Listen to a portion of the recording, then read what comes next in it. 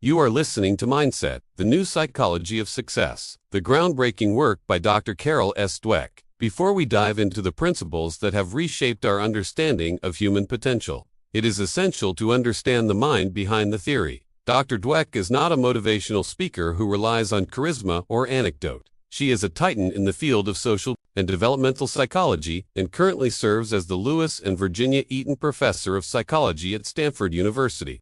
This book is the culmination of decades of rigorous academic research, a journey that began with her fascination regarding how people cope with failure. Through countless studies involving thousands of children and adults, she uncovered the scientific basis of motivation, earning recognition from the most prestigious scientific organizations, including the American Academy of Arts and Sciences. Her work effectively rendered the old debate of nature versus nurture obsolete, proposing instead that while nature provides a foundation, our mindset dictates the architecture we build upon it. To understand the magnitude of her discovery, picture two young musicians standing on a stage. Both possess the same raw aptitude for rhythm and melody. Both have practiced for the same number of hours over the last decade. Yet, 5 years from now, one will be performing as a soloist in a world-class symphony, continuously evolving and mastering complex new repertoires. The other will have put down the instrument forever, convinced they simply reached the limit of their natural ability. What separates these two individuals? It is not luck, and surprisingly, it is not even the initial level of talent. The difference lies in a quiet, often invisible dialogue that happens within their own minds. It is a simple belief about how their abilities work. One believes talent is a fixed trait, a hand of cards dealt at birth that cannot be changed. The other believes talent is merely a starting point, capable of infinite expansion. This single distinction of view you adopt for yourself profoundly affects the way you lead your life. It determines whether you become the person you want to be and whether you accomplish the things you value. Since its original publication, the book you are about to hear has done more than just sit on bedside tables. It has fundamentally rewired the operating systems of major institutions across the globe. You might be surprised to learn that the concepts within these pages have been integrated into the hiring practices of Fortune 500 companies used to restructure the curriculum of entire school districts and applied in the locker rooms of championship-winning sports teams. It sparked a quiet revolution in parenting, shifting the conversation away from praising intelligence to praising effort and strategy. This cultural shift was not accidental. The book gained traction because it offered a scientific explanation for a phenomenon we all observe but rarely understand: why some bright people plateau early, while others, seemingly less gifted, soar to unexpected heights. It moved the conversation of success from the abstract realm of genius to the actionable realm of psychology. The insights here are deceptive in their simplicity. At first glance, the concept seems almost too easy to be true, yet its application has rescued failing students, revitalized stagnant businesses, and helped elite athletes break through performance barriers. It is a manifesto that proves our potential is not pre-written, challenging the very foundation of how we define ability in the modern world. At the heart of this audiobook lies a powerful distinction between two mental frameworks. The first is what Dr. Dweck calls the fixed mindset. In this mental world, people believe their basic qualities, like their intelligence or talent, are simply fixed traits. They spend their time documenting their intelligence or talent instead of developing it. They also believe that talent alone creates success without effort. In a fixed mindset, every situation is evaluated through a specific lens. Will I look smart or dumb? Will I feel like a winner or a loser? This perspective turns life into a constant test, where a single failure feels like a permanent definition of one's identity. Consequently, those with a fixed mindset often avoid challenges to prevent the risk of looking incompetent, unknowingly capping their own potential because the effort required to learn is seen as a sign of weakness. In stark contrast stands the growth mindset. This is the belief that your basic qualities are things you can cultivate through your efforts, your strategies, and help from others. Although people may differ in every which way in their initial talents and aptitudes, interests, or temperaments, everyone can change and grow through application and experience. In the growth mindset, challenges are exciting rather than threatening. Failure is not a reflection of your character. It is simply information. It is a signal that you need to try a different strategy or work harder. This does not mean that anyone can be anything, or that anyone with proper motivation or education can become Einstein or Beethoven. But it does mean that a person's true potential is unknown and unknowable, that it is impossible to foresee what can be accomplished with years of passion, toil, and training. This book explores how these mindsets play out in school, in sports, in business, and in relationships, revealing how a simple shift in perspective can transform a fear of failure into an unquenchable thirst for learning. It explains why some people sabotage themselves just when they are on the brink of success, and how others use adversity as fuel. As we embark on this audio journey together, I invite you to listen, not just to the stories of others, but to the internal monologue of your own mind. You will encounter famous figures, captains of industry, and ordinary people who achieved extraordinary things by reshaping their beliefs. You will also be given the tools to identify the fixed mindset triggers in your own life and the strategies to pivot toward growth. This is not merely a lecture. It is a guide to psychological transformation. Prepare to challenge the way you view your own history and your future possibilities. Let us begin the exploration of the new psychology of success. Chapter 1. The Mindsets. Imagine a humid Tuesday afternoon in late August. Two young athletes, Leo and Marcus, are standing on the sidelines of a high school football tryout. They are 14 years old, both fast, both strong, and both incredibly nervous. They have spent the entire summer dreaming of making the varsity team, visualizing the roar of the crowd and the pride of wearing the jersey. But today, things are not going according to plan. The drills are grueling, the heat is oppressive, and the coach is shouting instructions that seem impossible to follow. During a complex passing drill, Leo fumbles the ball. It bounces awkwardly off his chest and lands in the dirt. A few upperclassmen snicker. Leo's face burns with humiliation. In that split second, a heavy curtain falls over his mind. He thinks, I'm just not cut out for this. I don't have the hands. I'm going to embarrass myself if I keep trying. For the rest of the practice, Leo shrinks. He hangs back in the line, avoiding the coach's eye, playing it safe, and ultimately performing far below his actual ability. He has decided that his talent or lack thereof has been exposed. Now look at Marcus a few minutes later. Marcus runs the same drill. He reaches out, and the ball slips through his fingers, tumbling to the grass just like it did for Leo. The same upperclassmen laugh. Marcus flushes, feeling the sting of the mistake. But his internal reaction is fundamentally different. He thinks, I took my eye off the ball. I need to keep my hands softer. He jogs back to the line, finds the assistant coach, and asks, can you show me the grip for that route again? For the rest of the afternoon, Marcus is relentless. He fails again, twice more, but by the end of the session, he is catching the ball with a snap that echoes across the field. Both boys had the same level of talent. Both faced the exact same failure. Yet one boy's performance collapsed while the other's accelerated. What stood between them and the outcome wasn't muscle, speed, or even previous experience. It was a silent, invisible belief about the nature of their own ability. This scenario plays out every day, not just on sports fields, but in corporate boardrooms, in art studios, and at kitchen tables. It is the story of how we interpret the world, and more importantly, how we interpret ourselves. To understand why Leo and Marcus traveled down such different paths, we have to look at what psychologists call a mindset. A mindset is a deceptively simple thing. It is not a complex personality trait or a biological imperative. It is merely a belief. It is a view that you adopt for yourself. And while it may seem small, this belief operates like a powerful underground current, steering the direction of your life, often without you even realizing it is there. Consider how you view your own qualities. Do you believe that your intelligence, your character, and your creative abilities are carved in stone? Is your personality something that was handed to you at birth? A fixed set of cards that you must play to the best of your ability? Or do you believe that your basic qualities are things you can cultivate through your efforts? Do you see yourself as a finished product, or as a work in progress? These beliefs usually run in the background of our minds, silent and unexamined.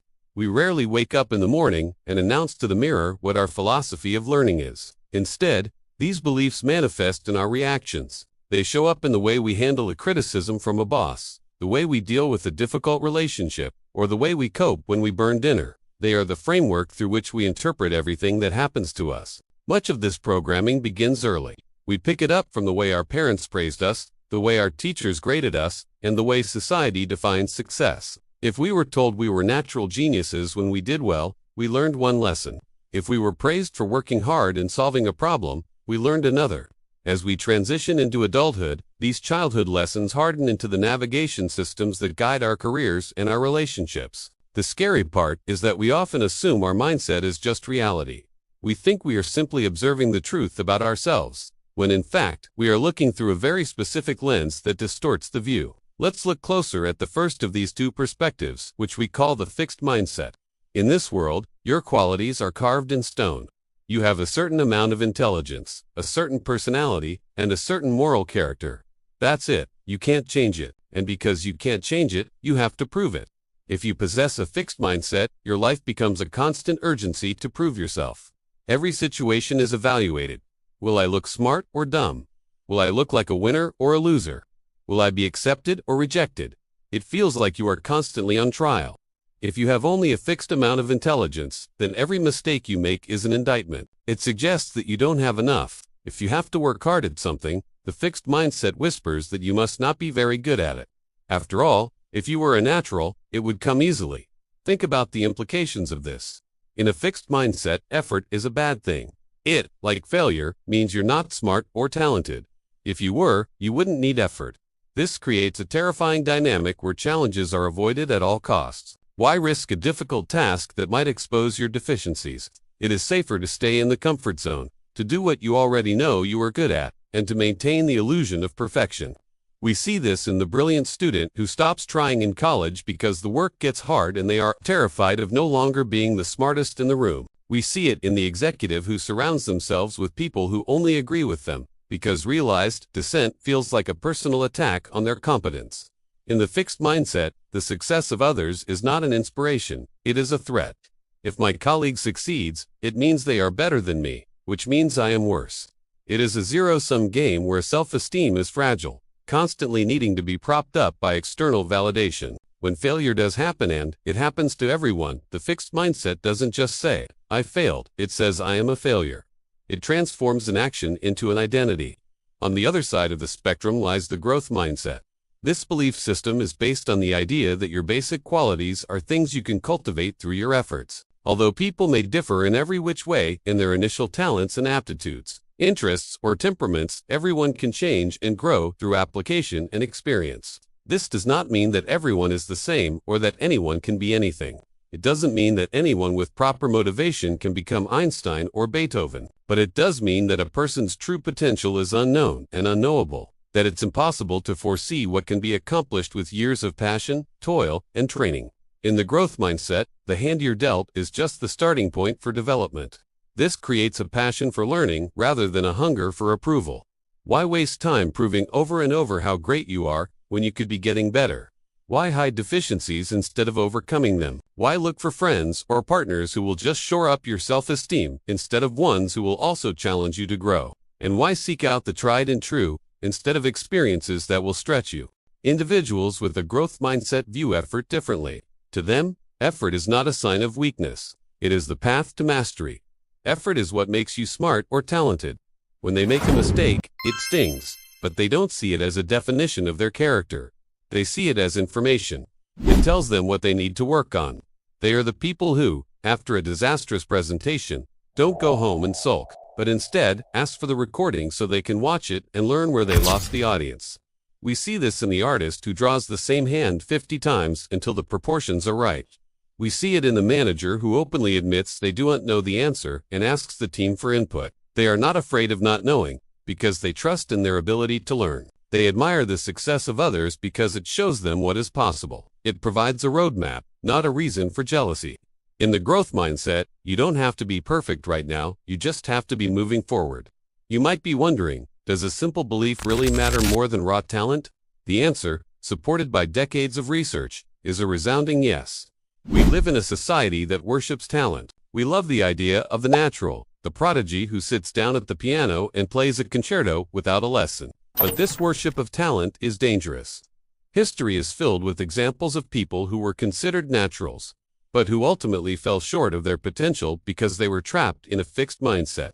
They coasted on their early abilities, never learning how to work through difficulty. When they finally hit a wall, and everyone hits a wall, eventually they crumbled. They didn't have the tools to cope with struggle because they had spent their lives believing that struggle was a sign of inadequacy. Conversely, look at the people who have achieved sustained excellence over decades. Whether in science, sports, or the arts, these individuals almost universally possess a growth mindset. They are the ones who are often overlooked early on. They were the ones told they weren't quite tall enough, smart enough, or creative enough. But because they believed they could develop, They outworked and outlasted the naturals. This distinction becomes critical when we look at long-term resilience. Life is rarely a straight line of successes. It is a series of peaks and valleys. The fixed mindset leaves you vulnerable because it relies on everything going right to maintain your confidence. One bad grade, one rejection, one lost job can shatter the self-image of a fixed mindset person. The growth mindset, however, builds a kind of because their confidence is rooted in their ability to learn rather than their current status. Setbacks actually make them stronger. They use the resistance to build muscle. Over a period of 10 or 20 years, the person who learns from every error will inevitably surpass the person who is terrified of making one. Talent is a head start, but mindset is the fuel that keeps the engine running. So, how do you know which mindset is guiding you? You have to learn to listen to the voice in your head. We all have an internal monologue, a running commentary on our lives. In the face of a challenge, the fixed mindset voice is very distinct. It says things like, "Are you sure you can do it? Maybe you don't have the talent. What if you fail? You'll be a failure." People will laugh at you for thinking you had talent. If you don't try, you can protect your dignity and keep your excuses. It is the voice of fear. It tries to protect you from judgment, but in doing so, it prevents you from growing. It is the voice that tells you to procrastinate, because if you wait until the last minute and do a poor job, you can say, "Well, I didn't really have enough time." It gives you an out. The growth mindset voice answers back with a different logic. When the fixed voice says, "Are you sure you can do it?" the growth voice replies, "I'm not sure I can do it now, but I think I can learn too with time and effort." When the fixed voice says, "What if you fail? You'll be a failure," the growth voice answers, "Most successful people had failures along the way." When the fixed voice says, "If you don't try, you can protect your dignity," the growth voice argues, "If I don't try, I have already failed." Where is the dignity in that? Recognizing these voices is the first step. You don't have to banish the fixed mindset voice instantly. You just have to realize that it is only a story you are telling yourself, and it is a story you can edit. You can choose to talk back. You can choose to reinterpret the challenge not as a test of your worth, but as an opportunity for expansion. As we close this chapter and prepare to move deeper into the mechanics of these mindsets, I invite you to become a scientist of your own life. Over the next few days, simply observe. Don't judge yourself. If you hear the fixed mindset voice, don't beat yourself up and say, "Oh no, I have a fixed mindset. I'm failing at this book already." That is just the fixed mindset sneaking in the back door. Instead, just notice it. Notice when you feel defensive. Notice when you avoid a challenge. Notice when you feel jealous of someone else's success. Just say to yourself, that's the fixed mindset reacting. Curiosity is the antidote to judgment. By becoming aware of these two frameworks, the fixed and the growth, you are already beginning to loosen the grip of the past. You are opening the door to a new way of engaging with the world. One where you are no longer defined by what you are, but inspired by what you can become. In the chapters that follow, we will look at how these mindsets play out in specific areas of our lives, in our relationships, our parenting, our businesses, and our schools. But it all starts here, with the fundamental belief about who you are and what you are capable of. The journey of 1,000 miles begins not just with a single step, but with the belief that the step is worth taking. Let's take that step together. That concludes Chapter 1. Producing this audiobook involves significant effort in research, narration, and editing to ensure these life-changing principles reach you clearly. If you value this work, please take a moment to support the channel. Your engagement makes this possible. Please like this video, subscribe for future chapters, and share it with someone who wants to grow. Every share helps us spread Dr. Dweck's powerful message further. Chapter 2. Inside the Mindsets. Imagine for a moment that you have just finished a major project at work. You have poured weeks of energy into it. You stayed late, you skipped lunch, and you polished every detail until you felt it was perfect. You submit it to your boss or your client, feeling a mixture of exhaustion and pride. A few hours later, an email notification pings on your phone. It is the feedback. Your heart rate picks up just a little as you click it open. You scan the text. There is no praise. There is no "well done." Instead, the message is a list of 5 bullet points detailing what is missing, what is wrong, and what needs to be redone completely. It ends with a brief sentence: "Please revise and resubmit by tomorrow." Stop right there. Freeze that moment in time. What is happening inside your body? What is the very first thought that flashes across the conscious screen of your mind? For many of us, the sensation is a physical blow. The stomach drops. The face feels hot. and the internal voice screams, they hate it. This quickly morphs into, I'm not good at this. And finally, it settles into a heavy, suffocating conclusion, I am a failure. You might feel an urge to defend yourself, to write a nasty reply, or perhaps just to close your laptop and walk away, feeling crushed. But for others, reading that same email triggers a different sequence. They feel the sting. Nobody likes criticism, but the internal dialogue is quieter, more curious. They think, okay, I missed the mark on the tone. Or, I didn't realize they wanted that data included. Their conclusion is not, I am a failure. It is simply, I have more work to do. They don't feel defined by the feedback. They feel directed by it. The external event, the critical email, was exactly the same for both people. The words on the screen did not change, but the internal reality was worlds apart. This is the power of the two mindsets we introduced in the previous session. It is not just about what you achieve, it is about how you experience your life. In this session, we are going to go inside the mindsets to understand the distinct psychological worlds they create. We will explore how they interpret success, how they handle the terrifying prospect of effort, and why they react so differently to the success of others. Let us begin by looking at how these two mindsets interpret the fundamental concepts of success and failure. In the fixed mindset, the world is a continuous test. Every situation, every interaction, and every challenge is a measure of your competence. If you succeed, it confirms that you are smart, talented, or worthy. Success is a label you have fixed yourself to prove you are okay. But this creates a fragile existence, because if success defines you, then what does failure do? In the fixed mindset, failure is not an event, it is an identity. If you fail a test, you are a failure. If you lose a job, you are a loser. If you go through a divorce, you are unlovable.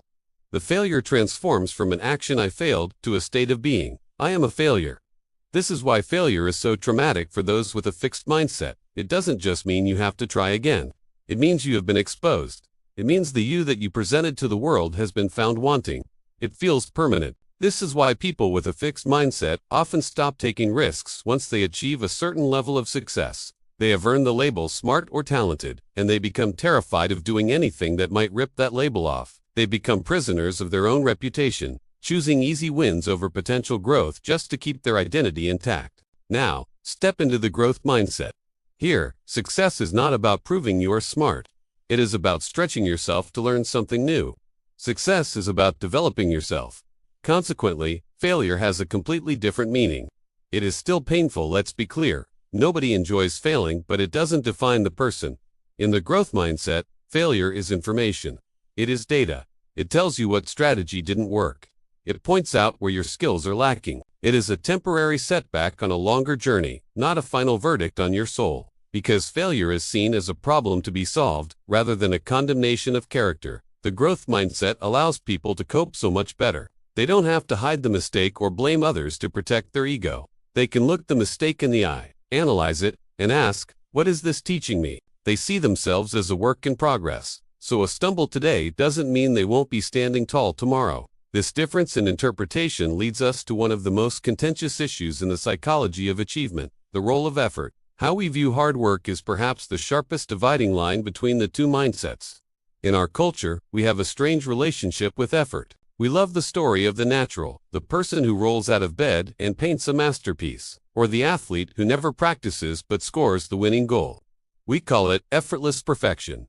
The fixed mindset worships this idea. To the fixed mindset, effort is a bad sign. It is evidence that you lack ability. The logic goes like this. If you were truly smart, you wouldn't have to study so hard. If you were truly talented at relationships, you wouldn't have to work at your marriage. If you were a natural leader, this management role wouldn't be so exhausting. In this worldview, having to try hard is humiliating. It exposes your deficiencies. It says, you are not a natural. This creates a terrible paradox. We know that to achieve anything of value, we must work hard. But the fixed mindset tells us that working hard devalues us. So, we see people doing something called low-effort syndrome. They pretend not to care. They procrastinate. They don't study until the night before. Why? Because if they try, with all their might, and fail, they are left with no excuses. They have to admit they weren't good enough. But if they don't try, and they fail, they can say, well, I didn't really try. If I had, I would have aced it. It is a defense mechanism to protect the ego, but it is a defense mechanism that guarantees mediocrity. The growth mindset turns this logic completely upside down. In this world, effort is not what you do when you are not good enough. Effort is what makes you smart. Effort is the engine of mastery. It is the only way to ignite ability and turn it into accomplishment. People with a growth mindset don't just tolerate effort, they expect it. They understand that even geniuses have to work. They know that the brain is like a muscle that gets stronger with use. When they are struggling to understand a complex concept or master a difficult piano piece, they don't think, "I'm dumb." They think, "I'm learning." The feeling of difficulty isn't a signal to stop. It is a signal that they are expanding their capabilities. They don't fear the sweat. They know the sweat is the price of admission to the next level of potential. Now, let's consider what happens when the road gets rocky. Life is full of mistakes, setbacks, and criticism. How do these two internal worlds handle the inevitable bumps in the road? When a person with a fixed mindset faces a setback, their primary goal is to repair their self-esteem. Since they view the setback as a judgment on their competence, they have to deflect the blame. They become defensive.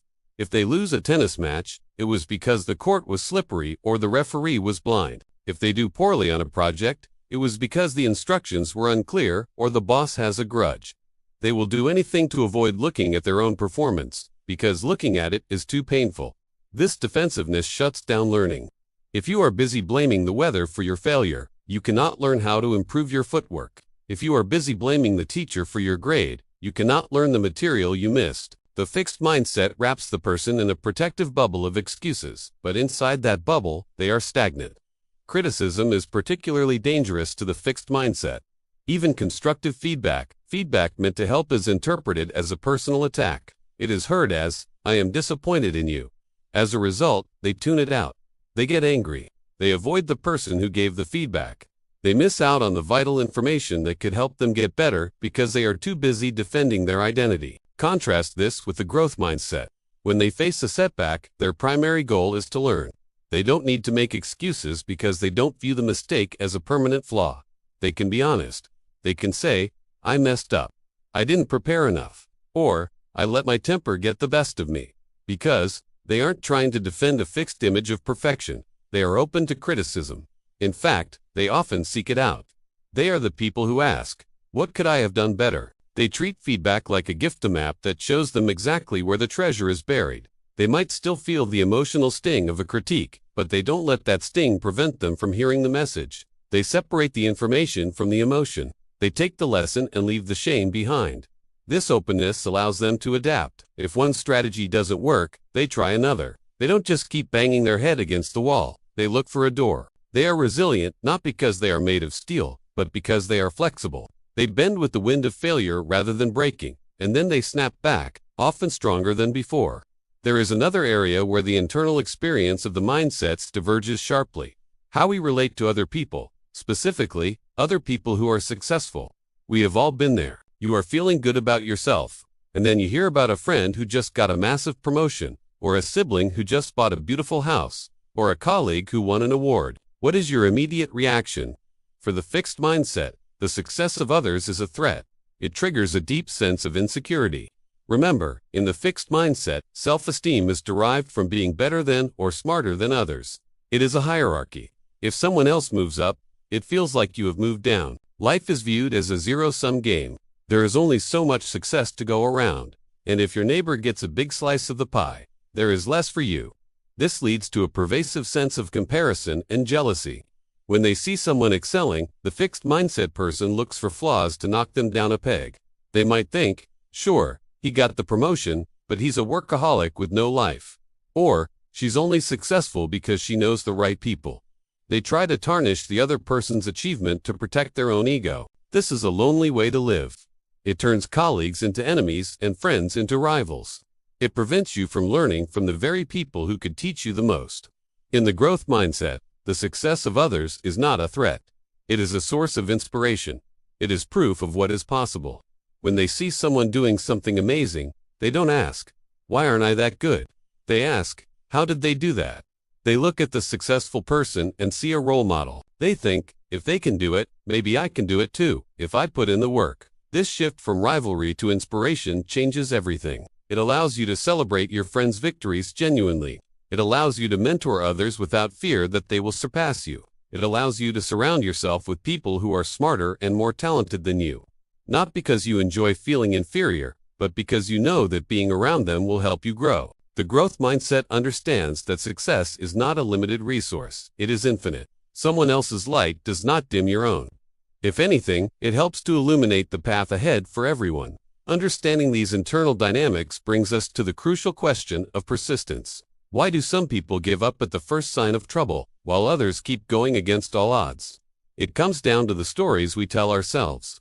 In the fixed mindset, the story is about limits. I'm not good at math. I'm not a creative person. I don't have the discipline. When you hit a wall, the fixed mindset says, "See, this is your limit. You have reached the edge of your ability. Stop now before you embarrass yourself." The fear of confirming that limit is paralyzed. It drains your energy. It makes the task feel heavy and impossible. Giving up feels like a relief because it stops the anxiety of being judged. In the growth mindset, the story is about potential. The internal narrative is, "I can't do this." Yet, the addition of that one little word, "yet," changes the chemistry of the brain. When they hit a wall, the growth mindset says, "This is hard," which means I need to try a different approach. They are fueled not by the fear of judgment, but by the purpose of the task. They are driven by the desire to master the skill. This doesn't mean they never get tired or discouraged. Of course they do, but their fundamental belief system provides a safety net. They know that if they keep going, if they keep adjusting, they will eventually make progress. This belief predicts long-term resilience better than almost any other factor. It is why the tortoise often overtakes the hare. The hare relies on talent but stops when things get tough. The tortoise relies on growth and never stops moving. As we conclude this session, I want to leave you with an invitation. We have explored the deep, internal machinery of the two mindsets. We have seen how they color our view of success, failure, effort, and other people. Your task for the next day is simple. Just watch. Be a fly on the wall of your own mind. Pay attention to your immediate reactions. When you face a difficult task, do you feel a thrill of challenge or a heavy dread of failure? When you see someone on social media who seems to have a perfect life, do you feel inspired, or do you feel a pinch of jealousy? When someone corrects you, do you feel grateful, or do you feel defensive? Don't judge yourself for what you find. If you see the fixed mindset, don't panic. We all have it. We are all a mixture of both mindsets. The goal right now is not to be perfect. The goal is simply to be aware. You cannot change what you cannot see. By bringing these silent, automatic thoughts into the light of your conscious awareness, you are taking the first and most important step toward transformation. You are beginning to realize that you have a choice. You can choose how you interpret the world. You can choose how you interpret yourself. In the coming sessions, we will move from observation to action. We will learn specific strategies to quiet the fixed mindset voice and strengthen the growth mindset muscles. We will learn how to apply this to our relationships, our parenting, and our leadership. But for now, sit with this awareness. Notice the voice, and remember, a mindset is just a belief, and a belief can be changed. Chapter 3, The Truth About Ability and Accomplishment. Take a moment to think back to your school days. Think of that one student who always seemed to have the answer before the teacher even finished the question. They didn't seem to study, they never looked stressed, and they moved through the curriculum with a grace that felt almost supernatural. We called them gifted. We called them naturals. We looked at them and thought, they just have it. Our society is deeply, almost pathologically, obsessed with this idea of natural genius. We love the story of the prodigy. We want to believe that greatness is a biological gift, a golden ticket handed out at birth to a select few. We see a brilliant musician, a world-class athlete, or a visionary CEO, and we tell ourselves they were born that way. It's a comforting myth because it gives us an out. If excellence is a gift, then we don't have to feel bad about not achieving it. We can simply say, I wasn't born with that. But there is a hidden, darker cost to this obsession with talent. When we label a child as talented or gifted, we think we are giving them a boost. We think we are building their confidence. In reality, we are often handing them a heavy burden to carry. We are telling them that their value lies in what they already are, not in what they can become. We are teaching them that if they have to work hard, it means they've lost their magic. This creates a fragile self-image that shatters the moment they encounter something they couldn't do perfectly on the first try. What if the very thing we admire all talent is actually less important than we think? What if the real secret to accomplishment isn't about being born with a certain set of skills, but about how you view the nature of ability itself? Today, we are going to pull back the curtain on the talent myth and look at the evidence for what actually creates excellence. We are going to explore the truth about ability and accomplishment. To understand the truth about ability, we have to look at what science actually tells us about the human brain. For a long time, even the scientific community believed that the brain was fixed. The idea was that you were born with a certain number of neurons and a certain level of intelligence. And by the time you reached adulthood, your mental map was drawn. You were either a math person or you weren't. You were either creative or you weren't. But modern neuroscience has completely overturned this view. We now know about a phenomenon called neuroplasticity. The brain is not like a vessel that is filled up. It is more like a muscle that grows and changes based on how it is used.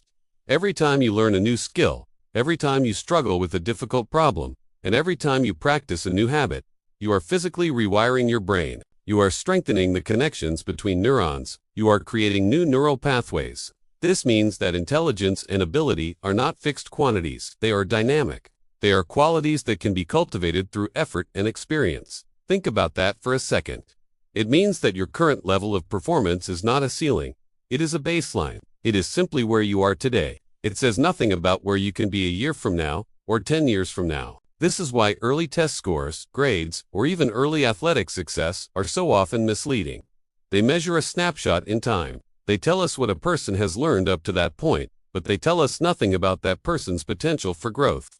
Some of the most accomplished people in history were considered average or even below average in their youth. Charles Darwin was considered an ordinary boy by his teachers.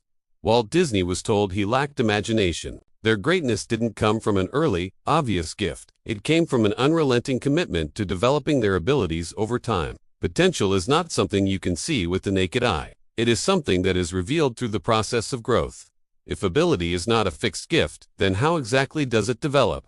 Many people hear the word growth and assume it just means working harder. They think if they just put in more hours, they will eventually become experts. But there is a huge difference between hard work and effective effort.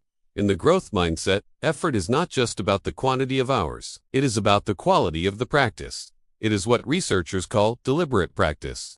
This is effort that is informed by strategy, feedback, and constant adjustment.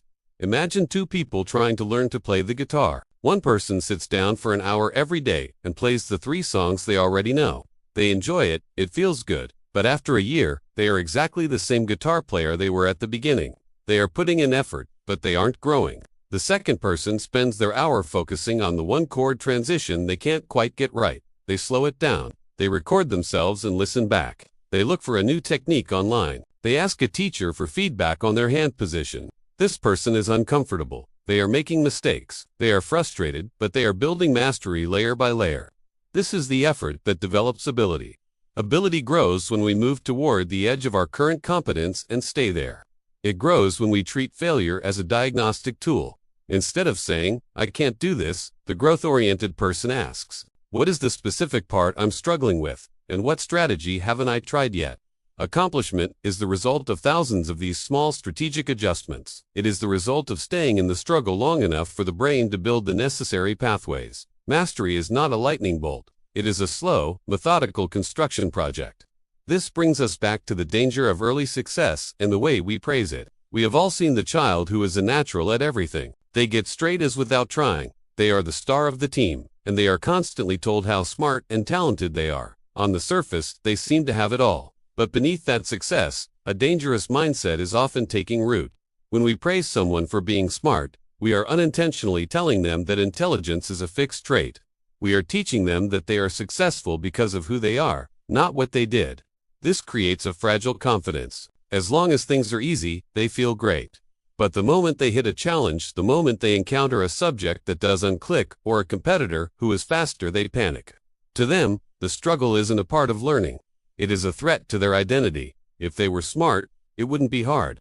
If it's hard, then maybe they aren't smart after all. To protect their status as the gifted one, they often start to avoid challenges. They stop taking risks. They would rather stay at the top of a small hill than risk falling while trying to climb a mountain. They become defensive, they lose their curiosity, and they often plateau far below their true potential. The real goal of accomplishment is not to be labeled as talented. It is to develop the resilience to handle the inevitable periods of being untalented. True growth requires a period of being bad at something. It requires the willingness to be a beginner. If you are terrified of losing your SMART label, you will never allow yourself to be the beginner, which means you will never master anything truly difficult. The difference in how these two mindsets approach accomplishment is most visible in the long term. In a fixed mindset, the goal is validation. You want to prove that you have what it takes. You want the award, the title, the high grade. Once you get it, you feel a temporary rush of relief. You have validated your ability. But then the pressure starts again. You have to prove it all over again tomorrow. This leads to a life of high anxiety and low fulfillment, where you are only as good as your last achievement. In a growth mindset, the goal is development. You aren't trying to prove you are already great.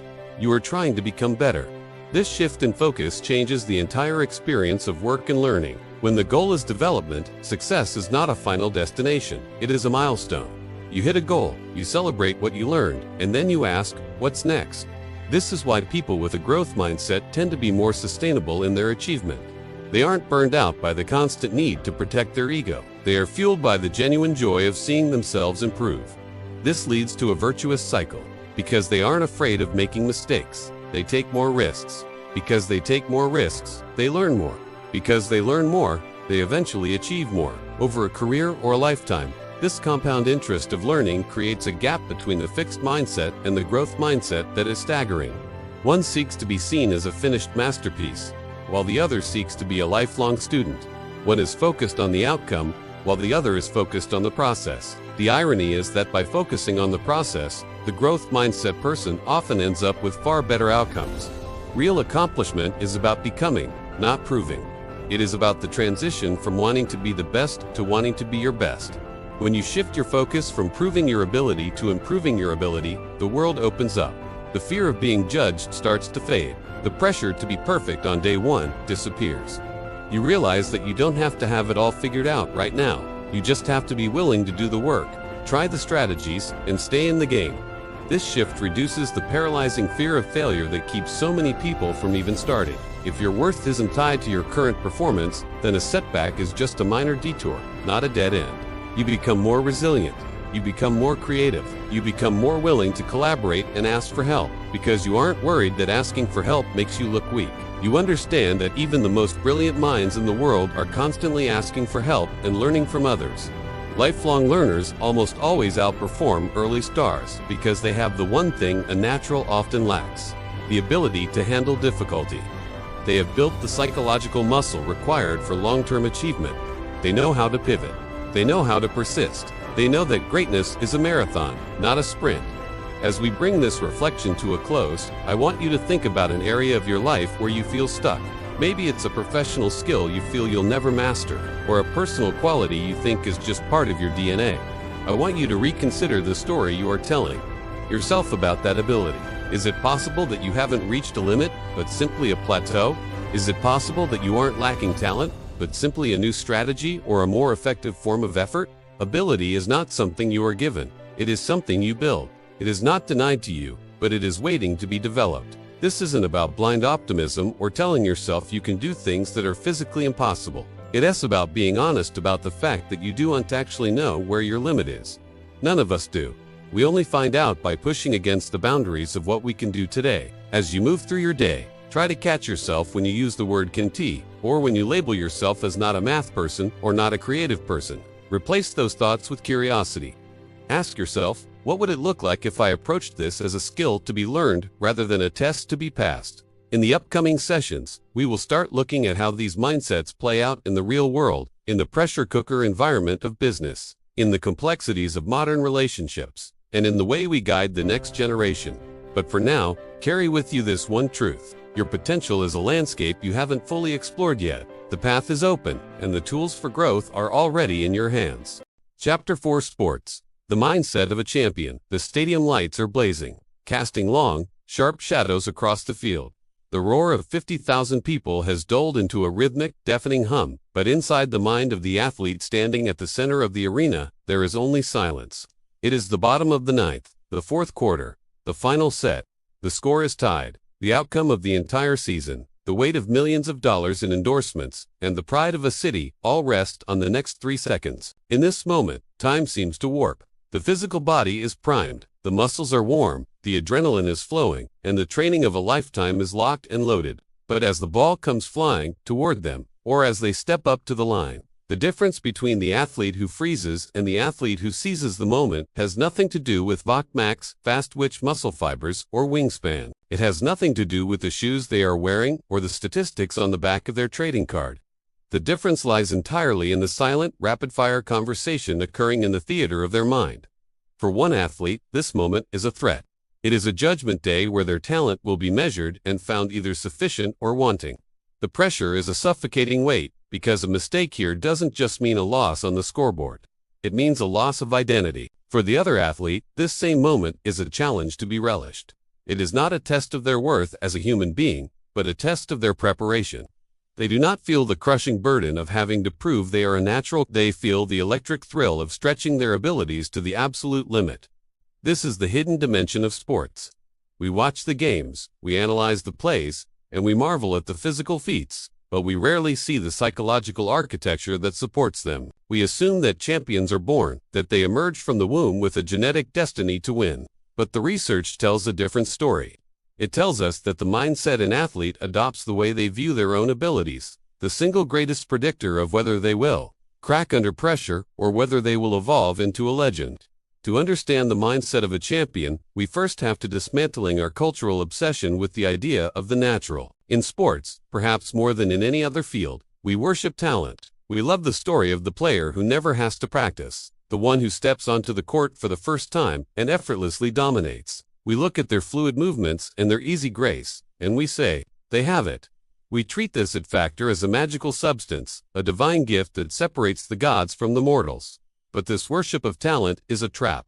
It seduces us into believing that physical potential is the same thing as competitive greatness. History is littered with the careers of athletes who are physically gifted beyond measure, stronger, faster, and more coordinated than their peers, but who never achieve sustained success. They are the draft picks who fizzle out, the prospects who can't handle the major leagues, the prodigies who disappear. Why does this happen? It happens because they were trapped in a fixed mindset.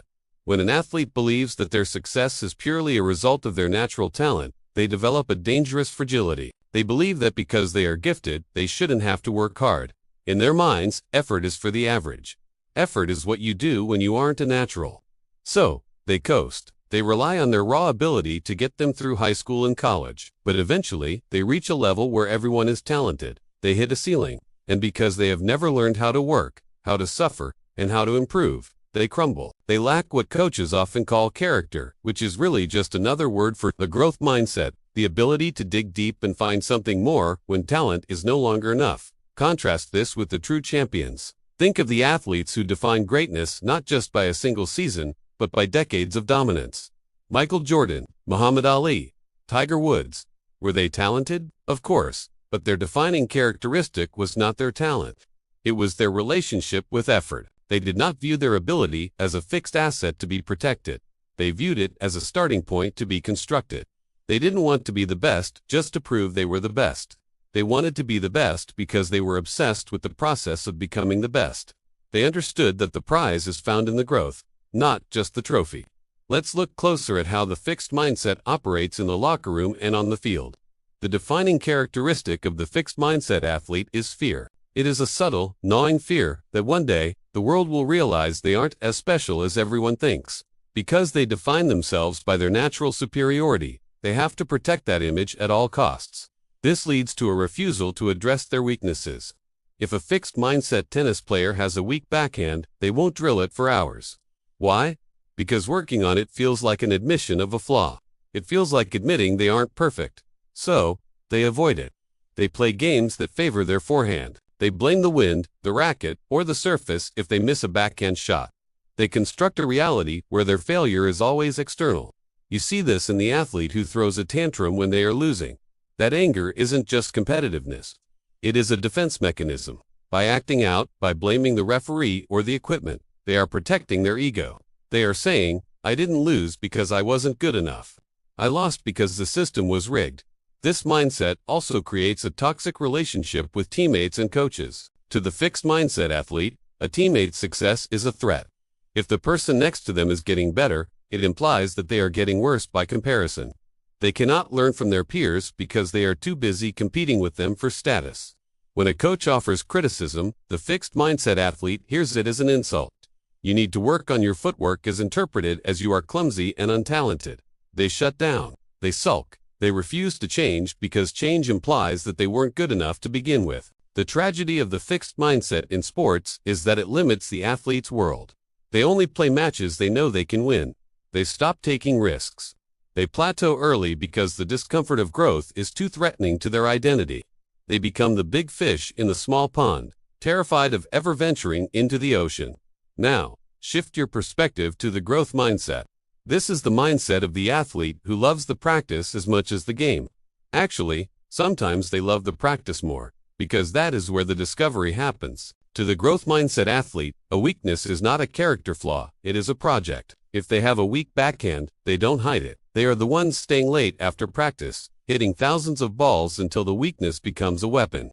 They are not afraid of looking uncoordinated or foolish in the short term if it means they will be dominant in the long term. They understand that to master a new technique, you have to be willing to be bad at it first. They check their ego at the door.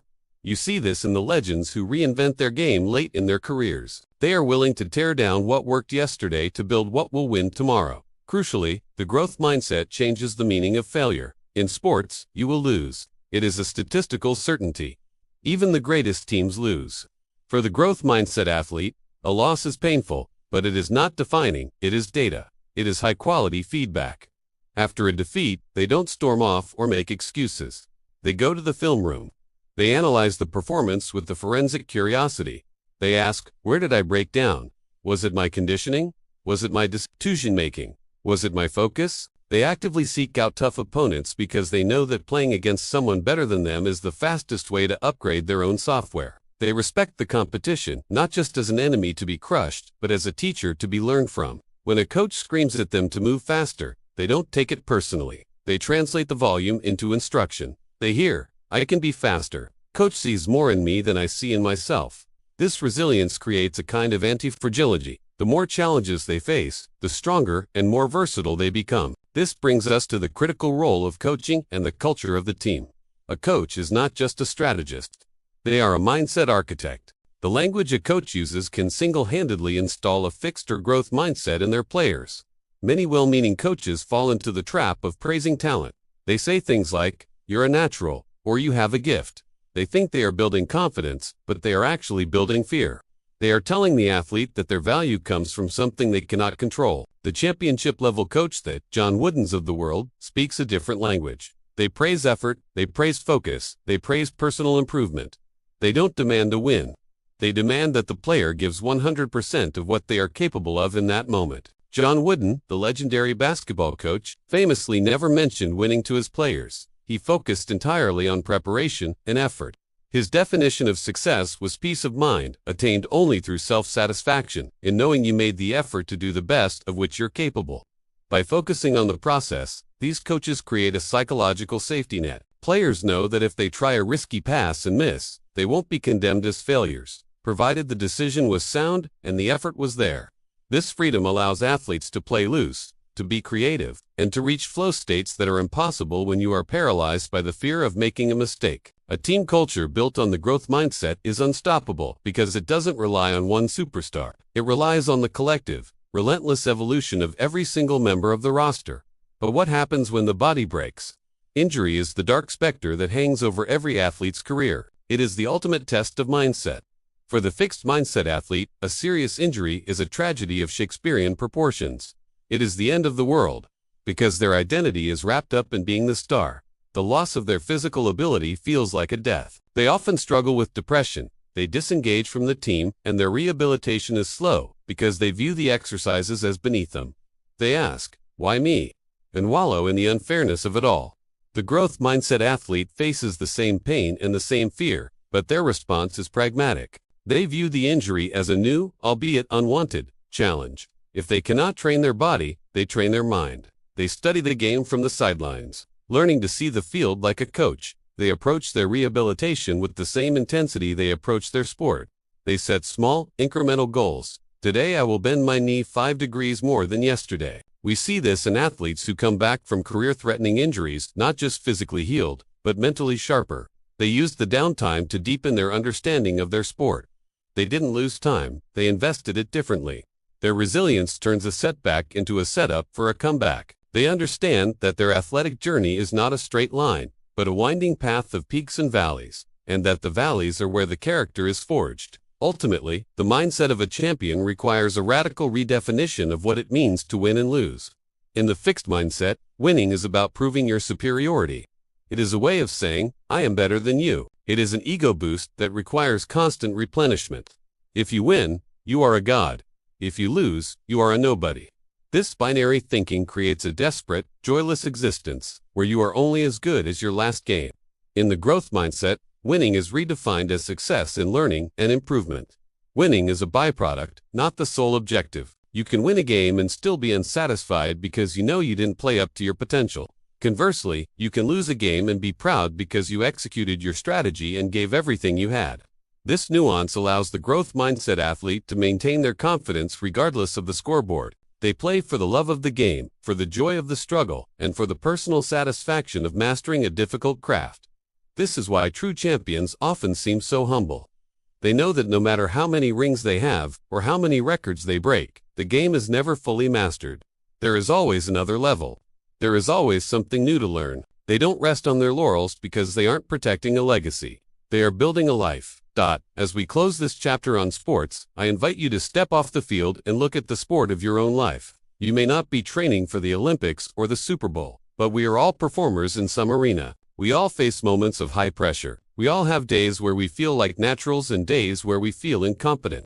We all have coaches, bosses, mentors, partners, and we all have teammates.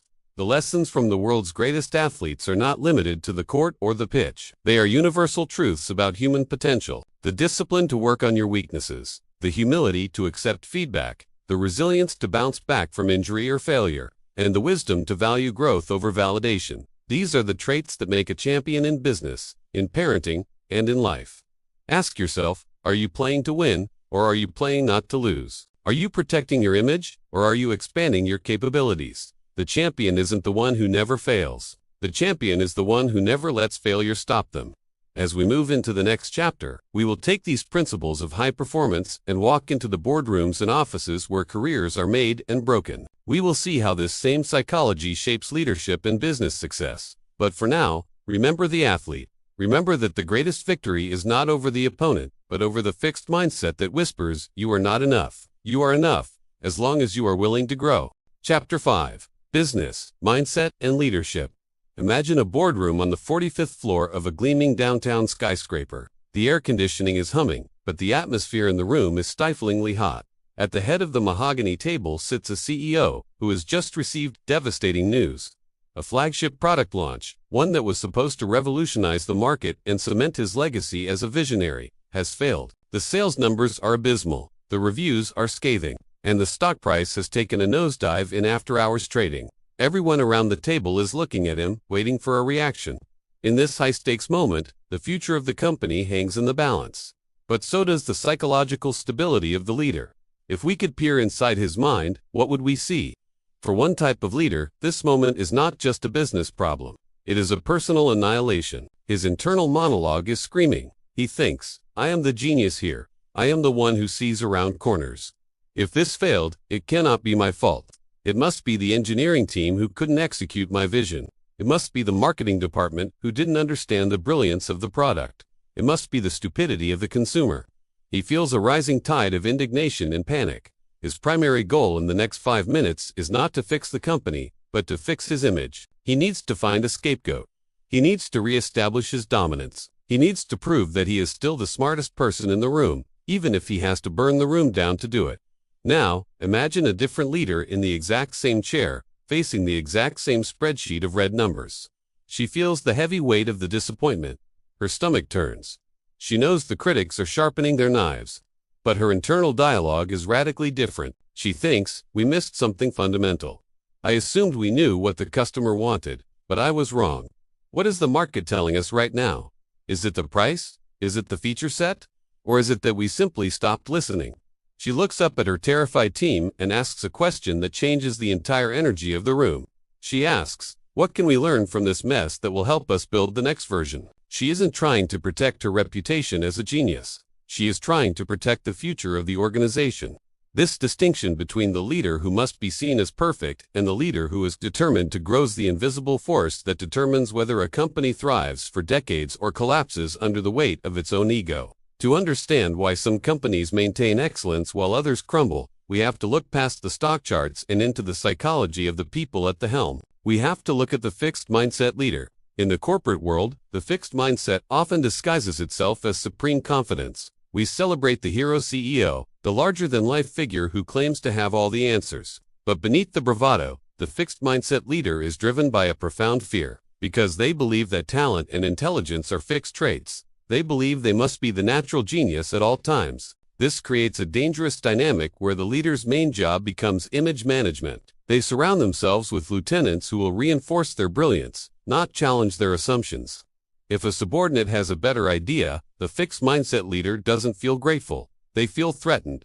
They worry that if someone else shines, their own star will dim. This fear of looking incompetent leads to a culture of blame. When you believe you are a finished product, a mistake is not a data point. It is a flaw in your character. Therefore, mistakes must be hidden or blamed on others.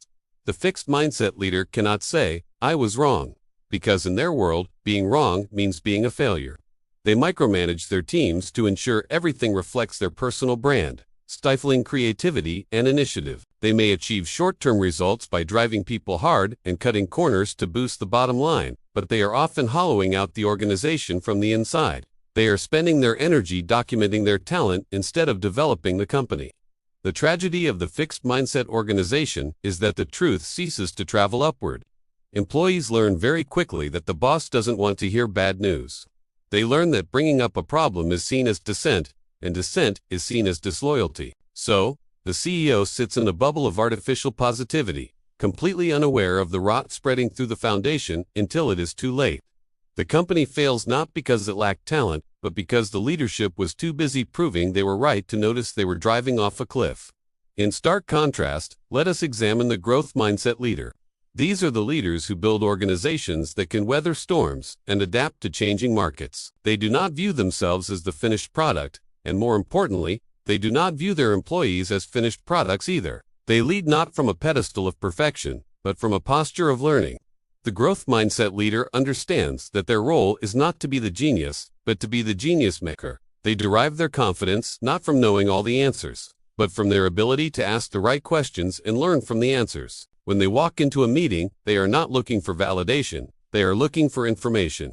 They are secure enough to say, "I don't know," or "I need help with this." This openness creates a completely different psychological environment. Because the leader admits to their own fallibility, it becomes safe for everyone else to do the same. Psychological safety replaces fear. Employees feel empowered to take risks, to speak up about problems, and to propose wild ideas without the terror of being humiliated if they fail. The growth mindset leader views feedback not as an attack, but as a gift map that shows them where they can improve. They are focused on the long game. They are willing to sacrifice short-term ego boosts for long-term organizational health. They don't need to take credit for every success. They are happy to shine the spotlight on the team, because they know that a team that feels valued and capable is a team that will perform. They are the leaders who are constantly reading, constantly consulting with mentors, and constantly trying to upgrade their own skills, setting a powerful example that growth is a lifelong requirement, not a remedial activity for the incompetent. This individual mindset of the leader inevitably bleeds out to become the culture of the entire organization. You can walk into a company and feel the mindset in the air. In a fixed mindset company, there is a pervasive sense of judgment. The culture is one of talent worship. The employees are often categorized early on. You are a star or you are average. The stars are pampered and protected, often leading them to become risk-averse, because they are terrified of losing their pedestal. The average employees are neglected, causing them to disengage because they feel their potential has already been capped by management. In these cultures, internal competition is fierce. It is a zero-sum game. If my colleague wins, I lose. Information is hoarded rather than shared. Innovation stifles because innovation requires the possibility of failure, and in a fixed mindset culture, failure is lethal. You see companies that were once industry titans refuse to adapt to new technologies because they are so invested in their old identity as the market leader that they cannot bear to be a beginner in a new field. On the other hand, a growth mindset organization functions like a laboratory. The culture is one of development. The core belief is that everyone can grow, and that the company's job is to provide the soil for that growth. Hiring practices are different. Instead of just looking for pedigree and past accolades, these companies look for hunger, curiosity, and the capacity to learn. They value the trajectory over the current coordinate. In a growth culture, innovation is robust because failure is reframed. It is not a badge of shame. It is simply data. When a project fails in a growth mindset company, they hold a post-mortem, not to find someone to blame, but to extract the lessons so they don't make the same mistake twice. They understand that if you aren't failing occasionally, you aren't reaching far enough. They pivot faster because they aren't trying to defend a legacy. They are trying to solve a problem. One of the most critical areas where this plays out is in the realm of feedback and performance management. In a fixed mindset environment, the performance review is a traumatic event. It is a judgment day where the boss hands down a verdict on the employee's worth. You are a high performer, or you are not meeting expectations. These labels stick. The employee leaves the room feeling either arrogant or crushed, but rarely motivated to change. They argue against the feedback because they feel they have to defend their identity. But in a growth mindset organization, feedback is a constant, fluid conversation. It is not saved up for a terrifying annual meeting. It is woven into the daily fabric of work. Hey, that presentation was good, but I think you lost the audience on the financial slide. Let's look at how to make that clearer next time. This isn't an attack, it's coaching. The feedback is about the work and the strategy, not the person's character. This approach transforms the concept of talent management. Instead of fighting a war for talent where you try to poach the finished products from competitors, growth mindset leaders focus on developing the talent they already have. They understand that a person's true potential is unknown and unknowable.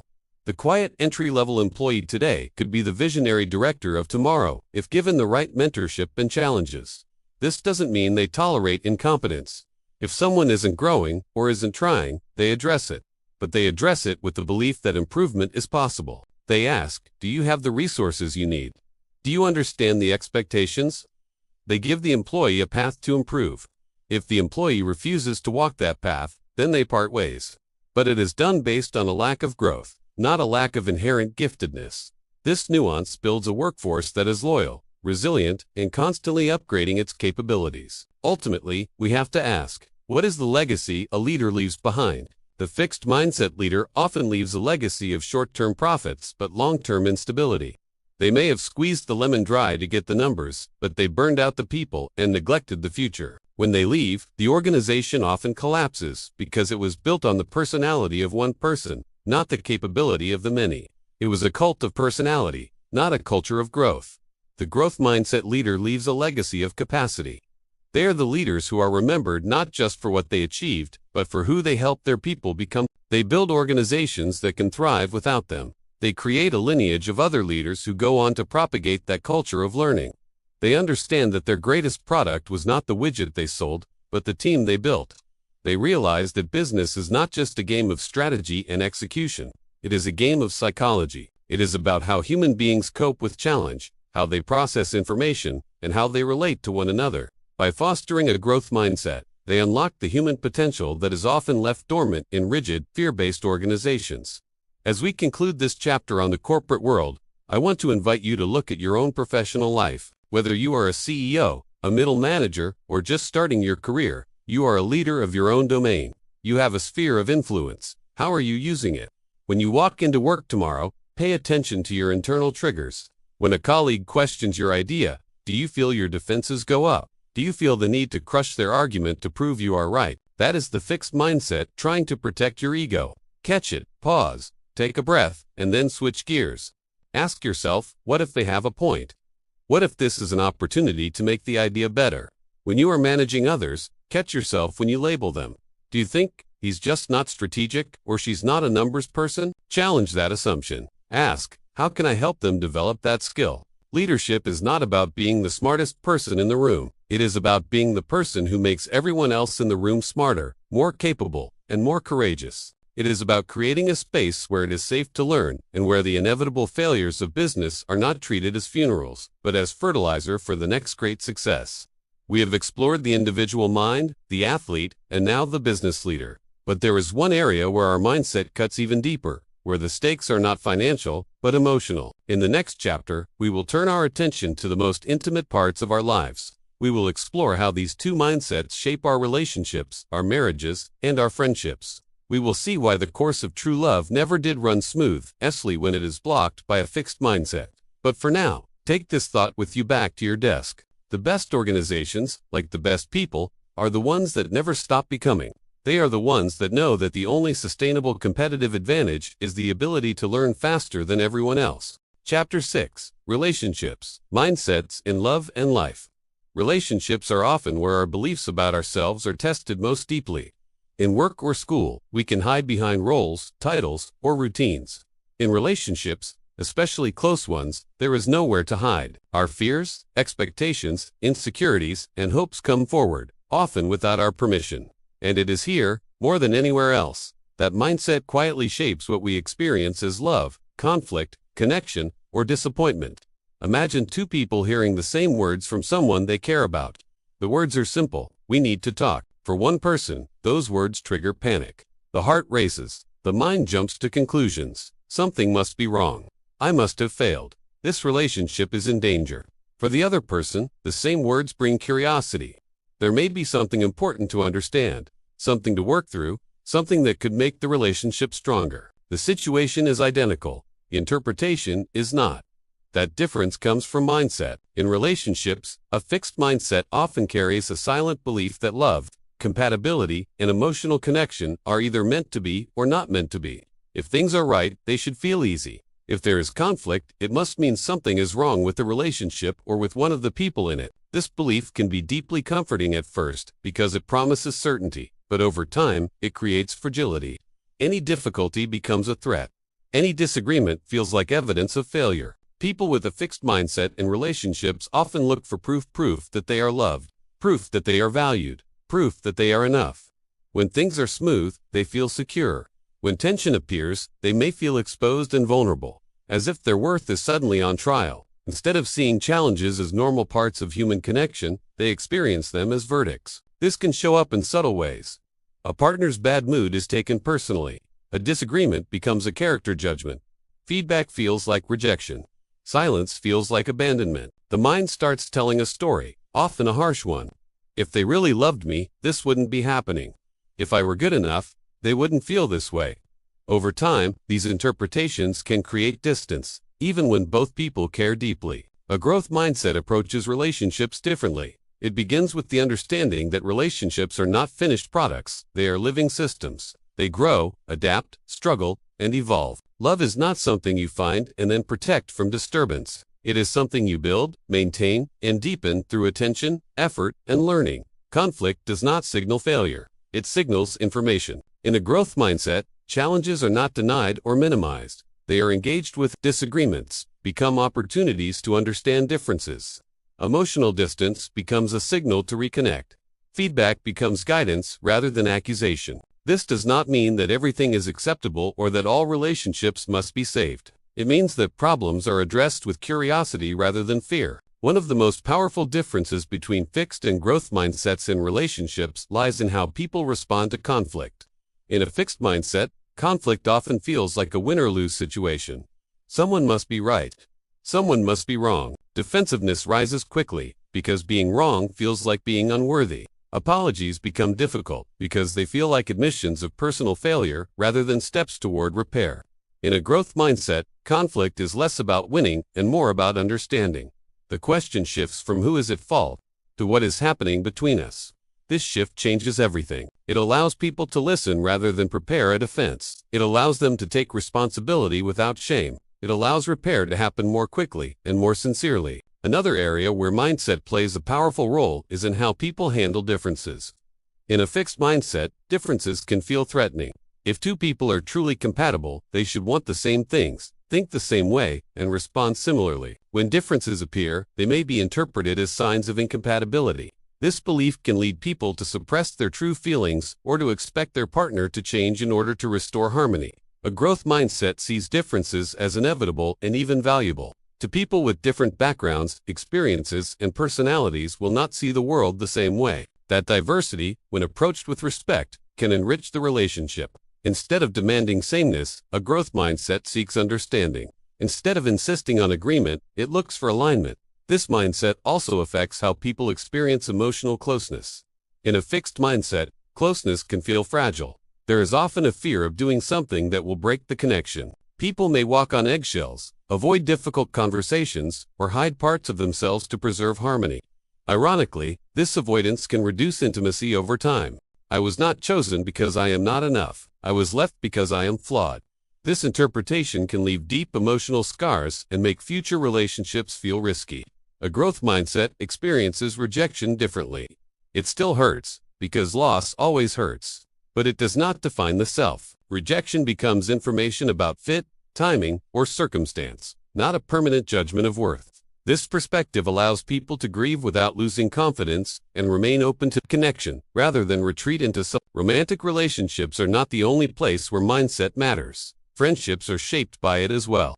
In a fixed mindset, friendships may be expected to remain effortless and unchanged. When life circumstances shift, when priorities change, or when misunderstandings occur, the friendship may quietly fade rather than be addressed. There can be an unspoken belief that real friendships should not require effort. A growth mindset recognizes that friendships, like all relationships, need care. Distance does not necessarily mean disinterest. Change does not necessarily mean loss. Reaching out, having honest conversations, and adapting to new phases of life become acts of investment rather than signs of weakness. Family relationships often carry the deepest emotional patterns, and mindset plays a powerful role here too. Fixed mindset beliefs about family roles can be particularly limiting. People may believe that certain family members will never change, that conflicts are permanent, or that patterns are fixed forever. This belief can lead to resignation, resentment, or emotional withdrawal. A growth mindset does not guarantee change in others, but it allows for the possibility of change in oneself. It opens space for new responses, new boundaries, and new ways of relating. Even when others remain the same, a shift in mindset can change the emotional experience of the relationship.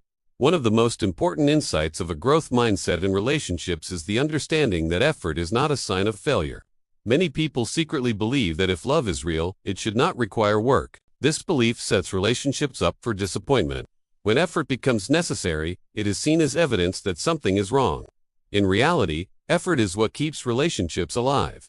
Effort means listening when it would be easier to withdraw. It means speaking honestly when it would be easier to stay silent. It means choosing understanding over assumption. Far from diminishing love, effort deepens it. It turns affection into commitment and attraction into trust. Mindset also influences how people grow together over time. In a fixed mindset, personal growth can feel threatening to the relationship. If one person changes, succeeds, or evolves, the balance may feel disturbed. This can create subtle resistance, jealousy, or fear of being left behind. A growth mindset welcomes growth in both partners. It sees individual development as something that enriches the relationship rather than endangers it. When both people are learning, the relationship becomes a place of mutual support rather than competition. Perhaps one of the most powerful applications of a growth mindset in relationships is forgiveness. In a fixed mindset, mistakes are often seen as reflections of character. If someone hurts us, it becomes proof of who they really are. Forgiveness feels risky, because it seems to excuse something unforgivable. A growth mindset does not ignore harm or excuse repeated behavior, but it distinguishes between actions and identity. It allows for accountability alongside compassion. It makes room for sincere change. Forgiveness becomes a process of healing rather than denial. At its core, a growth mindset in relationships is about choosing learning over labeling. It is about seeing people as evolving rather than static. It is about understanding that love is not the absence of difficulty, but the ability to move through difficulty together. As you listen to this, you may begin to notice your own patterns, how you interpret conflict, how you respond to feedback from people you care about, and how you talk to yourself when a relationship feels uncertain. These questions are not invitations to judge yourself. They are invitations to become aware. Awareness is the first step toward change. You do not need to adopt a growth mindset perfectly or all at once. Mindset is not a switch, it is a practice. Each time you choose curiosity over defensiveness, understanding over assumption, effort over avoidance, you are strengthening that practice. Relationships are one of the most meaningful parts of human life, and they are also one of the most challenging. A growth mindset does not make relationships easy, but it makes them resilient. It allows love to grow, not by avoiding struggle, but by learning from it. As we move forward, the principles of mindset will continue to show how deeply our beliefs shape our experiences, not only in love and family, but in every area of life where connection, communication, and growth matter. Chapter 7: Parents, Teachers, and Coaches. Where mindsets are formed, the beliefs we carry about ourselves do not appear out of nowhere. Long before we have words for confidence, failure, or potential, those beliefs are already taking shape. They are formed quietly, through everyday interactions, through tone of voice, through praise and criticism, through what adults notice and what they overlook. Parents, teachers, and coaches do not simply pass on knowledge or skills. They shape how children understand effort, ability, and their own worth. A child does not need to be told explicitly, "Your intelligence is fixed," or "You can grow." They learn it indirectly. When success is celebrated loudly, but struggle is ignored. They learn it when mistakes are punished or ridiculed. They learn it when praise focuses on being smart rather than trying hard. Over time, these small moments add up, forming a mindset that can either expand a child's world or quietly limit it. Many well-meaning adults believe that building confidence means protecting children from failure. They try to smooth the path, remove obstacles, and step in quickly when things get difficult. The intention is loving, but the result can be fragile confidence. When children are shielded from challenge, they never learn that difficulty is survivable. They never experience the satisfaction of improvement earned through effort. They begin to associate struggle with danger rather than growth. One of the most powerful messages adults send is through praise. Praise is not neutral. It teaches children what to value. When a child hears, "You're so smart," after success, the message seems positive, but underneath it lies a subtle lesson. Success is about who you are, not what you did. If success defines identity, then failure threatens identity. The child learns that being smart is something to protect, not something to build. In contrast, when praise focuses on effort, strategy, or persistence, it sends a very different message. It tells the child that success is connected to actions they can repeat and improve. It shifts attention away from fixed traits and toward processes. This kind of praise does not inflate ego. It builds resilience. It teaches children that their actions matter, even when outcomes are uncertain. Teachers play a particularly powerful role in shaping mindset. Classrooms constantly evaluate ability through grades, tests, comparisons, and feedback. A teacher who believes intelligence is fixed may unconsciously communicate lower or higher expectations. Students quickly sense these signals and internalize them. A growth-oriented teacher sees potential everywhere. This does not mean lowering standards. It means holding high expectations while providing support. It means treating mistakes as part of learning rather than evidence of limitation. When students feel safe to be wrong, they are more willing to try. When they are willing to try, learning excels. Feedback is another critical tool. Feedback can either shut students down or open them up. When feedback is framed as judgment, students focus on defending themselves. When it is framed as guidance, they focus on improving. A simple shift in language can change how feedback is received. This shows where you are in the process. And here's how you can move forward. Coaches operate in environments where performance is public and failure is visible. Sports and performance settings magnify mindset. A coach who values winning above learning may create short-term results, but long-term burnout. Athletes learn to fear mistakes, hide weaknesses, and play it safe. Improvement slows, even if early success comes quickly. A growth-oriented coach understands that mastery requires exposure to difficulty. Practice is designed to challenge athletes, not flatter them. Discipline, focus, and adjustment are praised. Losses are treated as information, not humiliation. Athletes learn that their value is not erased by a bad performance. They stay engaged even when outcomes are uncertain. Children are extraordinarily sensitive to how adults react to failure. When a child brings home a poor grade, what happens next matters more than the grade itself. Anger or disappointment teaches that mistakes are dangerous. Curiosity and support teach that mistakes are part of learning. Growth mindset does not remove accountability. It separates behavior from identity. "This didn't work yet" feels very different from "You're not good at this." Children also learn by watching how adults handle their own mistakes.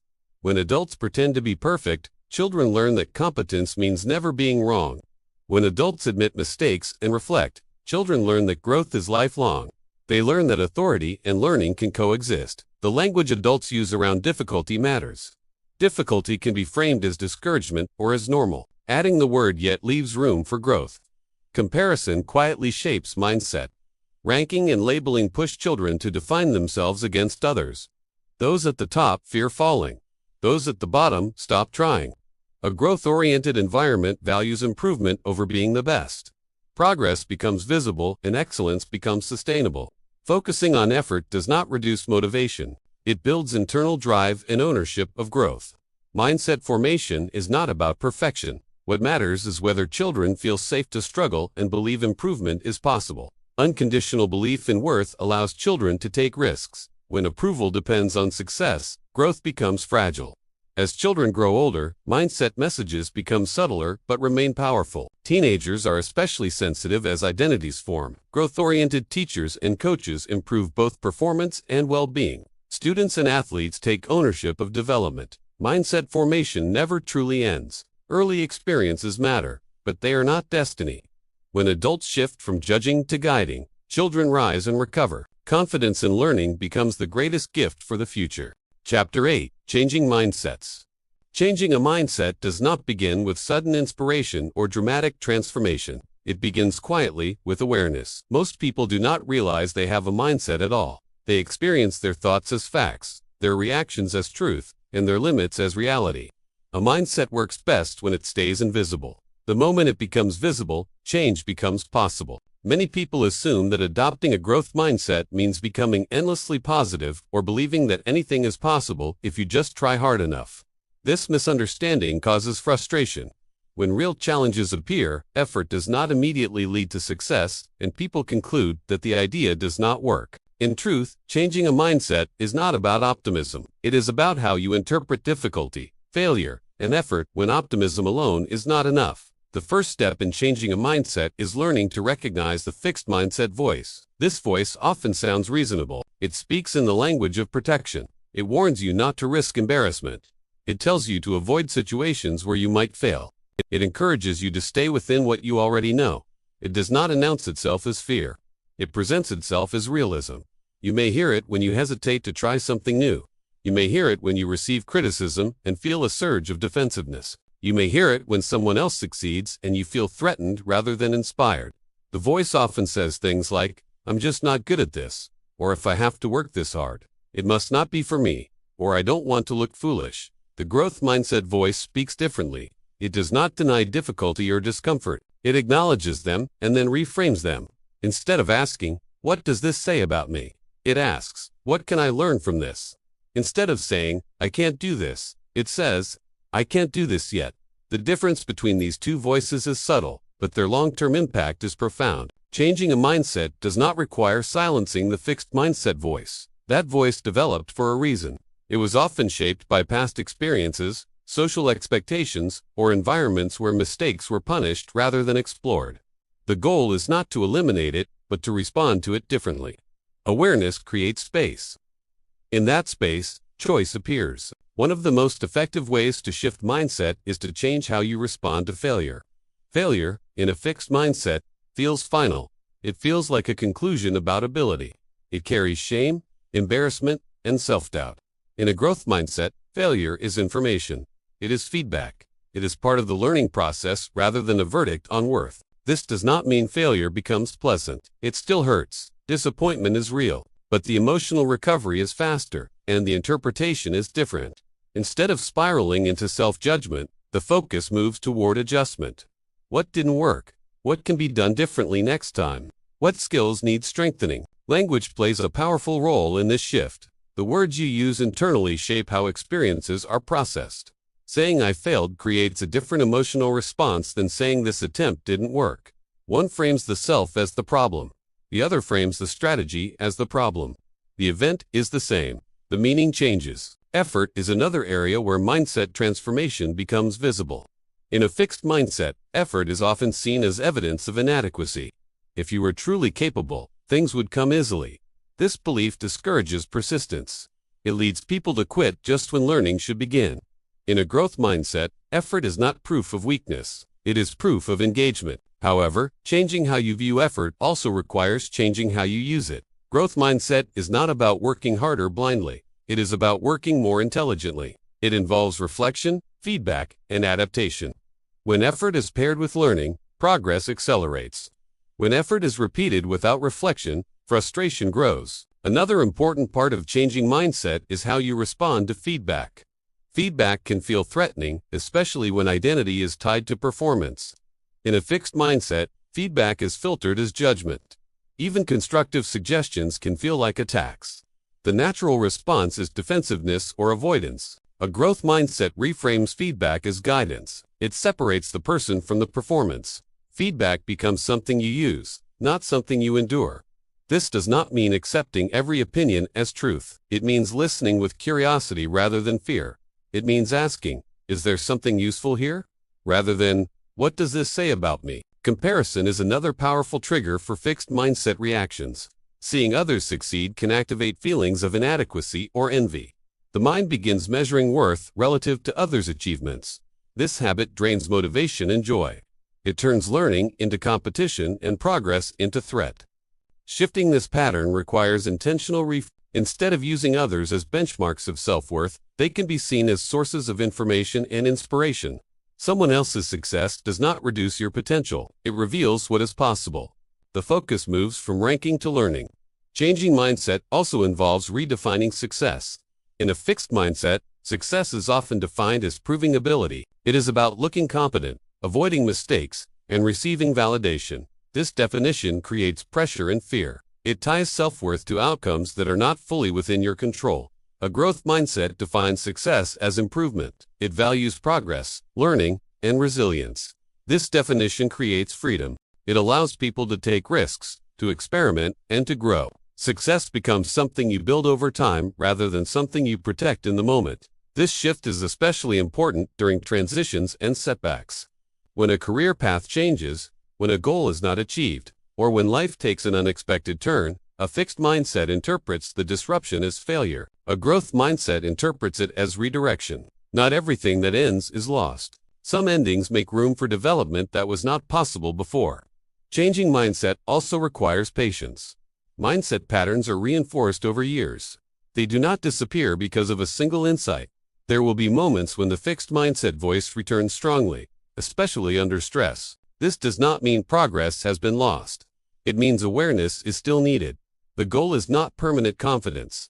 It is flexibility. It is the ability to notice when old patterns appear and to choose a different response. Each time this choice is made, even imperfectly, the growth mindset becomes stronger. Environment plays a significant role in supporting or undermining this change. Surroundings that reward learning, encourage questions, and normalize mistakes make growth easier. Environments that shame failure or overemphasize comparison reinforce fixed mindset patterns. While you cannot always change your environment, you can change how you engage with it. Seeking challenges intentionally is another powerful way to shift mindset. Avoidance keeps beliefs intact. Challenge exposes them. When you step into situations that stretch your abilities, you create opportunities to experience growth directly. These experiences are more convincing than any idea or theory. Reflection is also essential. Taking time to look back at progress, not just outcomes, reinforces the reality of growth. Many people underestimate how much they have improved because they focus only on where they are not yet. Recognizing progress builds confidence grounded in experience rather than hope. It is also important to understand that growth mindset is not about constant striving.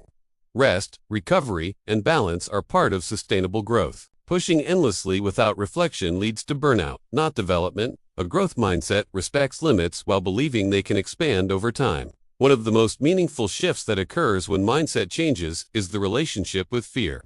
Fear does not disappear, it becomes less controlling. Fear becomes a signal rather than a stop sign. It indicates that something important is happening. Instead of retreating, people learn to move forward with awareness. As mindset changes, identity becomes more flexible. People stop defining themselves by labels such as smart, talented, or successful. They begin defining themselves as learners. This identity is resilient. It can survive failure, criticism, and change. It allows people to evolve rather than defend. Changing mindset is not a personal project only. It influences relationships, work, and communities. When one person shifts from judgment to curiosity, interactions soften. When one person models learning, others feel permission to do the same. Growth mindset spreads through behavior, not instruction. Perhaps the most important thing to remember is that changing mindset is not about becoming someone else. It is about becoming more fully yourself. Fixed mindset limits expression by narrowing what feels safe. Growth mindset expands expression by allowing exploration. It does not remove standards. It changes how standards are pursued. You do not need to wait for confidence to act. Action often creates confidence, not the other way around. Each attempt, each adjustment, each moment of learning reinforces the belief that improvement is possible. Over time, this belief becomes lived experience. As you reflect on everything explored so far, you may notice moments from your past that now make more sense. Times when you avoided challenge, times when failure felt devastating, times when effort felt embarrassing. These moments are not evidence of weakness. They are evidence of a mindset shaped by experience. The possibility now is choice. Choice in how you interpret difficulty. Choice in how you respond to feedback. Choice in how you define success. These choices are small, but their impact compounds over time. Growth mindset is not a destination you arrive at. It is a way of traveling. It is the understanding that learning never truly ends, and that this is not a limitation, but a gift. When mindset changes, the relationship with life changes.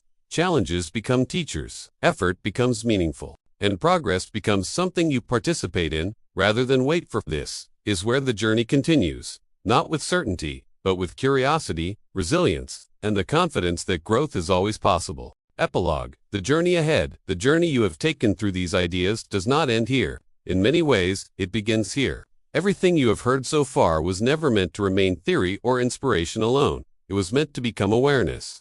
And awareness, once it takes root, quietly changes how you experience your own life. Mindset is not something you adopt once and then carry effortlessly forever. It is not a label you wear or a belief you memorize. It is a pattern of interpretation that shows up most clearly in moments of challenge, uncertainty, and effort. It reveals itself when things do not go as planned, when progress is slow, or when you are asked to stretch beyond what feels comfortable. There will be moments ahead when you recognize your own fixed mindset reactions more clearly than ever before. You may hear the familiar voice that doubts, compares, or urges you to retreat.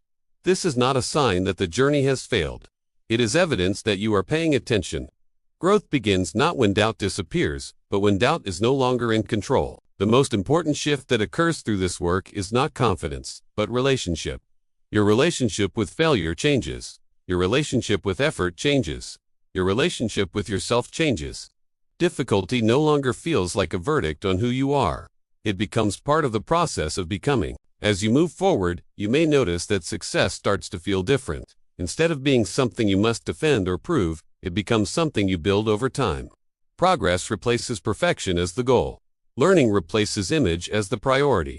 And in that shift, pressure loosens its grip. There will still be moments of fear. Fear is not eliminated by a growth mindset, but fear loses its authority. It becomes information rather than instruction. Instead of asking fear to disappear before you act, you learn to move forward with it. You understand that discomfort often signals that growth is underway. One of the quiet gifts of this mindset is patience. Patience with yourself. Patience with others. Patience with the process of improvement. You begin to understand that meaningful growth is rarely linear. There are advances and setbacks, breakthroughs and plateaus. None of these define the limits of what is possible. You may also begin to see other people differently. Labels soften. Judgments loosen. You recognize that ability, talent, and behavior are not fixed traits, but evolving expressions shaped by opportunity, support, and effort.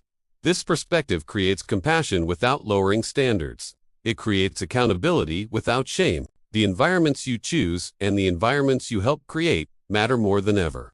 Growth flourishes where curiosity is welcomed, where mistakes are treated as information, and where effort is respected. Even when you cannot control the environment, you can control how you participate in it. You can choose learning over defensiveness. You can choose engagement over withdrawal. At times, you may look back on your past with new understanding. Moments that once felt like proof of limitation may now appear as moments where guidance was missing, support was absent, or fear went unchallenged. This reframing is not about regret. It is about release. It frees you from carrying conclusions that were never truly yours to bear. Perhaps the most powerful realization is this: Growth does not require permission. You do not need to wait until you feel ready, confident, or certain. Action often creates readiness, not the other way around. Each attempt, each adjustment, each moment of reflection strengthens the belief that improvement is possible. This belief is not blind optimism. It is grounded resilience. It is built through experience. Over time, it becomes part of how you see yourself and the world. You stop asking whether you are capable, you start asking how you can grow. Mindset work does not promise ease, it promises meaning. It replaces the fear of being exposed with the courage to engage. It replaces the need to protect identity with the freedom to evolve. And in doing so, it opens paths that once felt closed. As this journey continues beyond these words, remember that growth is not a destination you arrive at. It is a way of traveling. It is the willingness to remain a learner in a world that constantly changes. It is the understanding that being unfinished is not a flaw, but a strength. The future will bring challenges you cannot predict. Some will test your skills. Others will test your beliefs. When they come, the question will not be whether you fail or succeed. The question will be how you interpret what happens next. If you choose growth, difficulty becomes instruction. Effort becomes meaningful. And progress becomes something you participate in, rather than wait for. This is not the end of the story. It is the moment where awareness turns into practice, where understanding turns into choice, and where the journey ahead becomes not something to fear, but something to engage with fully. You are not finished. And that is not a weakness. It is the invitation. As we come to the end of this journey, I want to pause for a moment and thank you for staying with this audiobook. Creating content like this takes time, intention, and care. And choosing to listen all the way through is something I truly respect. If this book helped you reflect, challenged the way you think, or gave you a new perspective on growth, effort, or learning, then it has already done meaningful work. Ideas only matter when they stay with us beyond the moment we hear them. If you found value here, I invite you to support this channel in a simple way. Like this video so it can reach more people who may need these ideas. Share it with someone who might benefit from hearing it at the right moment in their life. And consider subscribing so you don't miss future audiobooks and deep dives into timeless wisdom for modern living. Every like, every comment, every subscription helps this channel continue creating thoughtful, high-quality content without distractions or noise. More importantly, it helps build a community of people who value learning, growth, and meaningful progress. If you'd like, leave a comment sharing one idea from this book that stayed with you. Teaching and reflection are part of growth, and your insight might help someone else listening today. Thank you for your time, your attention, and your willingness to engage with ideas that matter. Until the next audiobook, keep learning, keep growing, and keep moving forward.